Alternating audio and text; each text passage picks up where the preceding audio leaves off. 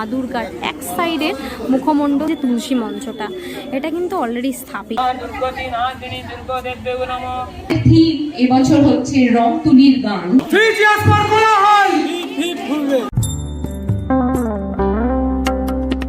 Hello বন্ধুরা, তো কেমন আছো তোমরা সবাই? আমি আজকে চলে এসেছি তোমাদের জন্য আরও একটা নতুন ভিডিও নিয়ে।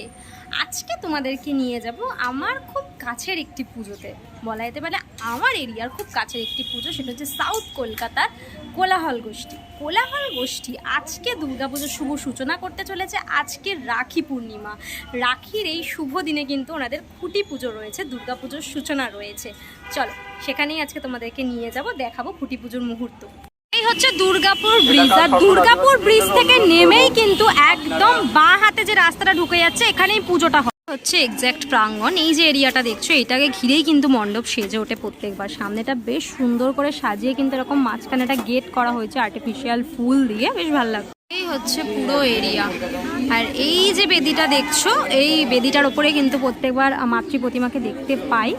বেশ এরকমভাবে একটা অ্যারেঞ্জমেন্ট করা হয়েছে সুন্দর করে, অ্যাজ আ স্টেজ হিসেবে করা হয়েছে। ব্যাকগ্রাউন্ডে একটা ব্যানার রয়েছে, কোলাহল গোষ্ঠী লেখা রয়েছে, লোগোটা রয়েছে। এখানে কিন্তু একটা খুঁটি পুজোর ব্যানার রয়েছে, কোলাহল গোষ্ঠী ৫৪তম বর্ষ। আর এখানে কিন্তু খুঁটি পুজোর সব আয়োজন করা হচ্ছে। ঘট কিন্তু অলরেডি স্থাপন করা হয়ে গেছে, কিছুক্ষণ পরেই কিন্তু খুঁটি পুজো শুরু হবে। এইখানে কিন্তু রয়েছে খুঁটিটাকে বেশ অন্যরকমভাবে কিন্তু সাজানো। একদম খুঁটির উপরটা যদি দেখি, একটা তীরের ফলার মতন অংশ রয়েছে, যেখানে কিন্তু মা দুর্গার এক সাইডের মুখমণ্ডল দেখতে পাচ্ছিল। এখানে সব থেকে ইন্টারেস্টিং বিষয় আমার লাগে এই যে তুলসী মঞ্চটা, এটা কিন্তু অলরেডি স্থাপিত, প্রত্যেকবার দেখতে পাই। আর এই তুলসী মঞ্চটাকেও কিন্তু প্রতি বছর আমরা থিমের মধ্যে ইনক্লুডেড দেখতে পাই। পুজো কিন্তু অলরেডি শুরু হয়ে গেছে এখানে।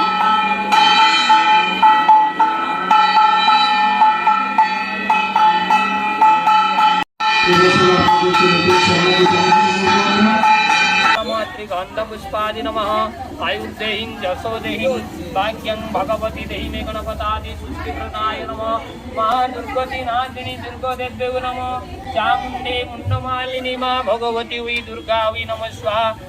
কিন্তু এখানে সম্বর্ধনা পর্ব সব চলছে। আমাদের যে আর্টিস্ট আছেন, হ্যাঁ, উনি তো আমাদের অমরনাথ দত্ত দা, উনি আমাকে একটা থিম বললো, যে থিমটা শুনে আমি নিজেও এখনো পর্যন্ত সেটাকে ডিসাইফার করতে পারিনি, মানে সেটা বুঝতে পারিনি, সেটাই চমক। তো বললো আমাদের থিম এবছর হচ্ছে রংতুলির গান। এটা স্থাপন করা হচ্ছে, দেখতে পাচ্ছ।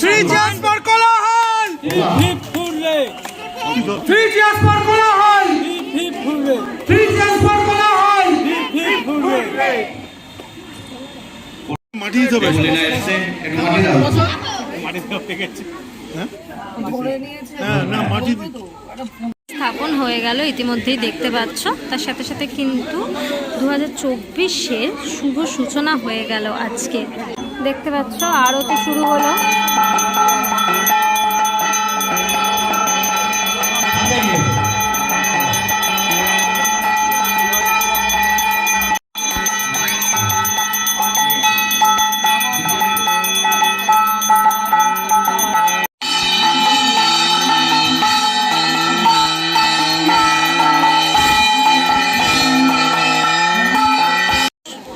আরতির পর কিন্তু হোম পর্ব শুরু হয়ে গেছে, দেখতে পাচ্ছ। এখন হোম চলছে।